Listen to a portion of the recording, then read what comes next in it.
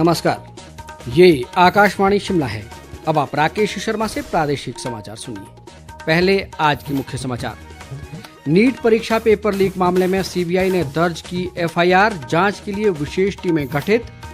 16वें वित्त आयोग का दल आज से प्रदेश के दौरे पर, आयोग की राज्य सरकार के साथ कल अहम बैठक।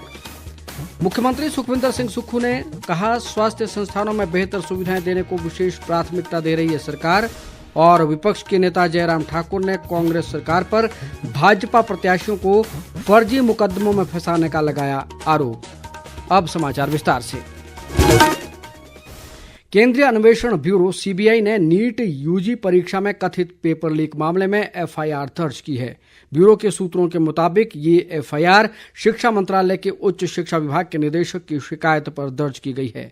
मामले की जांच के लिए ब्यूरो की ओर से विशेष टीमों का गठन किया गया है। व्यापक जांच और बड़ी साजिश का पर्दाफाश करने के लिए ब्यूरो द्वारा इस मामले में देश भर में दर्ज मामलों को भी अपने हाथ में लेने के लिए कदम उठाए जा रहे हैं। उल्लेखनीय है कि शिक्षा मंत्रालय ने पिछले कल राष्ट्रीय पात्रता सह प्रवेश परीक्षा नीट यूजी 2024 में कथित अनियमितताओं का मामला व्यापक जांच के लिए सीबीआई को सौंप दिया था।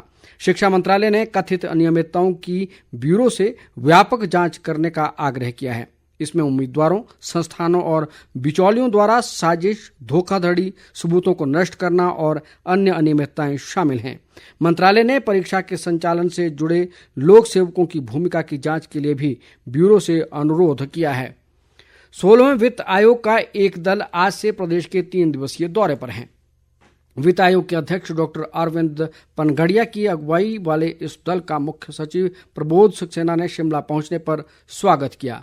आयोग की कल 24 जून को राज्य सरकार के साथ शिमला में एक अहम बैठक होने जा रही है।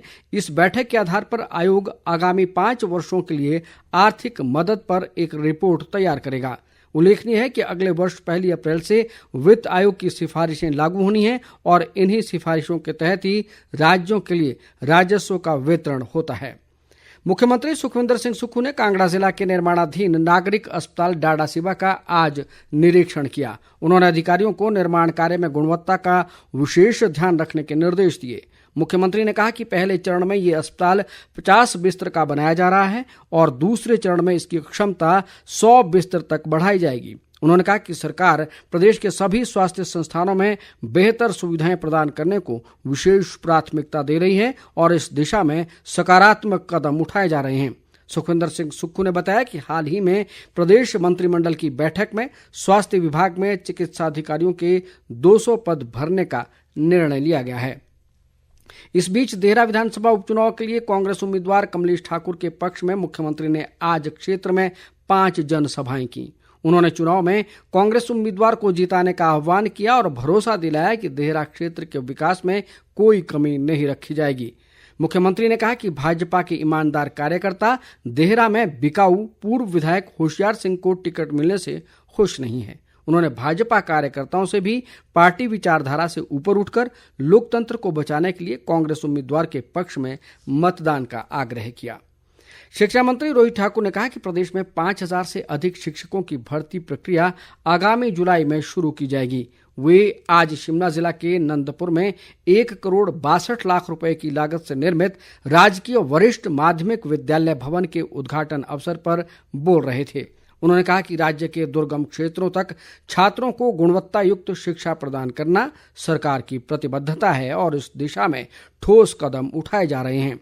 शिक्षा मंत्री ने मंढोल में आयोजित क्रिकेट प्रतियोगिता के समापन समारोह की भी अध्यक्षता की। प्रदेश भाजपा व किसान मोर्चा ने सेब कार्टन बॉक्स पर जीएसटी 18 से घटाकर 12% करने की सिफारिश पर केंद्र सरकार का आभार जताया है। पार्टी नेता व पूर्व मंत्री गोविंद ठाकुर, प्रदेश प्रवक्ता चेतन बरागटा और भाजपा किसान मोर्चा के अध्यक्ष संजीव देष्टा ने कहा कि प्रदेश में सेब कार्टन बॉक्स की कीमत कम होने से लाखों बागवानों को राहत मिल सकेगी। इन नेताओं ने उम्मीद जताई कि आगामी बजट में इस संबंधी निर्णय लागू हो जाएगा। उन्होंने ये भी उम्मीद जताई कि आगामी समय में भी केंद्र सरकार हिमाचल के हितों का ध्यान रखेगी। विपक्ष के नेता व पूर्व मुख्यमंत्री जयराम ठाकुर ने कहा है कि कांग्रेस सरकार पूरी तरह से नाकाम हो गई है और लोगों को परेशान करने के अलावा कोई काम नहीं कर रही। शिमला से जारी एक बयान में उन्होंने कहा कि रोजगार से लेकर विकास के मामले में वर्तमान सरकार पिछली सरकार के कामों को एक कदम भी आगे नहीं बढ़ा पाई।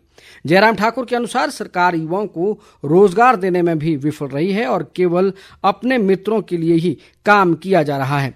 उन्होंने ये भी आरोप लगाया कि कांग्रेस सरकार पूरी तरह से तानाशाही पर उतर आई है और भाजपा के नेताओं को टारगेट किया जा रहा है।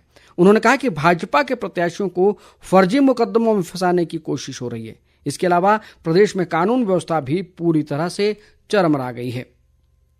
सोलन में चल रहे राज्य स्तरीय शूलिनी मेले का आज अंतिम दिन है। मेले के तीसरे और अंतिम दिन आज लोगों के आकर्षण के लिए खेल प्रतियोगिताओं सहित कई गतिविधियां आयोजित की गईं। इस दौरान स्वास्थ्य मंत्री धनीराम शांडिल ने मेले के अवसर पर आयोजित हेल्दी बेबी शो के विजेताओं को पुरस्कार वितरित किए। उन्होंने कहा कि इस तरह के आयोजन का मुख्य उद्देश्य बच्चों के पोषण के प्रति लोगों में जागरूकता लाना है। स्वास्थ्य मंत्री ने पुलिस विभाग के सहयोग से आयोजित रस्सा कस्सी प्रतियोगिता के समापन समारोह की भी अध्यक्षता की। इस बीच शूलिनी मेले के अवसर पर सोलन में आयोजित उत्तर क्षेत्रीय ओपन शतरंज प्रतियोगिता भी आज संपन्न हुई। जनजातीय विकास व राजस्व मंत्री जगत सिंह नेगी ने कहा है कि राज्य सरकार वन अधिकार अधिनियम 2006 को जनजातीय जिलों में तत्काल प्रभाव से लागू करेगी। किन्नौर जिला के नाकों में एक जनसभा में उन्होंने कहा कि इससे उपेक्षित वर्गों को लाभ मिल सकेगा। उन्होंने कहा कि जो अधिकारी व कर्मचारी तय समय में काम नहीं करेंगे उनके खिलाफ कड़ी कार्रवाई अमल में लाई जाएगी। इस दौरान जगत सिंह नेगी ने जन समस्याएं सुनी और अधिकारियों को इनके त्वरित समाधान के निर्देश दिए। प्रदेश के 6 बार के मुख्यमंत्री रहे स्वर्गीय वीरभद्र सिंह की आज जयंती है। इस अवसर पर मुख्यमंत्री सुखविंदर सिंह सुक्खू ने शिमला स्थित कांग्रेस मुख्यालय में स्वर्गीय वीरभद्र सिंह को श्रद्धा सुमन अर्पित किए। मुख्यमंत्री ने कहा कि प्रदेश को खुशहाल और आधुनिक राज्य बनाने के लिए वीरभद्र सिंह के योगदान को हमेशा याद रखा जाएगा। प्रदेश कांग्रेस अध्यक्ष प्रतिभा सिंह और लोक निर्माण मंत्री विक्रमादित्य सिंह ने भी पूर्व मुख्यमंत्री वीरभद्र सिंह को श्रद्धा सुमन अर्पित किए। विधानसभा अध्यक्ष कुलदीप सिंह पठानिया ने चंबा जिला के प्रसिद्ध शक्ति स्थल भलेई माता मंदिर परिसर में आज नवनिर्मित सामुदायिक भवन का लोकार्पण किया। इस भवन के बनने से यहां आने वाले श्रद्धालुओं को रहने की अतिरिक्त व्यवस्था उपलब्ध हुई है। इस बीच विधानसभा अध्यक्ष ने भटियात उपमंडल के चुड़ावड़ी में छिंज मेले के अवसर पर कहा कि इस मेले को अगले वर्ष से जिला स्तरीय रूप से आयोजित किया जाएगा। विधानसभा उपाध्यक्ष विनय कुमार ने सिरमौर जिला में रेणुका क्षेत्र के लाना चेता में आज जन समस्याएं सुनी। उन्होंने अधिकांश समस्याओं का मौके पर ही निपटारा कर शेष समस्याओं के समाधान के लिए विभागों को निर्देश जारी किए। विनय कुमार ने कहा कि रेणुका विधानसभा क्षेत्र में सड़क, स्वास्थ्य और शिक्षा जैसी मूलभूत सुविधाएं उपलब्ध करवाने के लिए वे प्रयासरत हैं। राजधानी शिमला के इंदिरा गांधी खेल परिसर में 2 दिवसीय जिला स्तरीय कराटे प्रतियोगिता आज संपन्न हुई। इस प्रतियोगिता में शिमला जिला के करीब 300 प्रतिभागियों ने हिस्सा लिया। समापन अवसर पर उपायुक्त अनुपम कश्यप ने खिलाड़ियों को सम्मानित किया। इस प्रतियोगिता के स्वर्ण पदक विजेता 26 जून को होने वाली राज्य स्तरीय कराटे प्रतियोगिता में भाग लेंगे। ये प्रतियोगिता कांगड़ा जिला के बैजनाथ में आयोजित की जाएगी। राजधानी शिमला समेत प्रदेश के अधिकांश भागों में आज बादल छाए रहे। प्रदेश में हो रही प्री मानसून बारिश से मौसम सुहावना बना हुआ है और अधिकतम तापमान में गिरावट दर्ज की जा रही है। हालांकि मैदानी क्षेत्रों में अभी भी लोगों को उमस भरी गर्मी का सामना करना पड़ रहा है। मौसम विभाग के अनुसार प्रदेश में अगले 2 से 3 दिन तक गरज के साथ वर्षा होने का अनुमान है। वहीं 28 जून तक प्रदेश में मानसून के सक्रिय होने की संभावना जताई गई है। प्रधानमंत्री नरेंद्र मोदी ने अपने रेडियो कार्यक्रम मन की बात के लिए जनता से सुझाव मांगे हैं। ये कार्यक्रम 30 जून को आकाशवाणी से प्रसारित किया जाएगा। एक सोशल मीडिया पोस्ट में प्रधानमंत्री नरेंद्र मोदी ने कहा कि सुझाव माईगोव ओपन फोरम, नमो ऐप या टोल फ्री नंबर 1945117800 पर रिकॉर्ड संदेश के रूप में भेजे जा सकते हैं। मन की बात के इस कार्यक्रम के लिए सुझाव इस महीने की 28 तारीख तक भेजे जा सकते हैं। नरेंद्र मोदी के प्रधानमंत्री के रूप में तीसरी बार कार्यभार संभालने के बाद मन की बात रेडियो कार्यक्रम का ये 111वां अंक है। अंत में मुख्य समाचार एक बार फिर।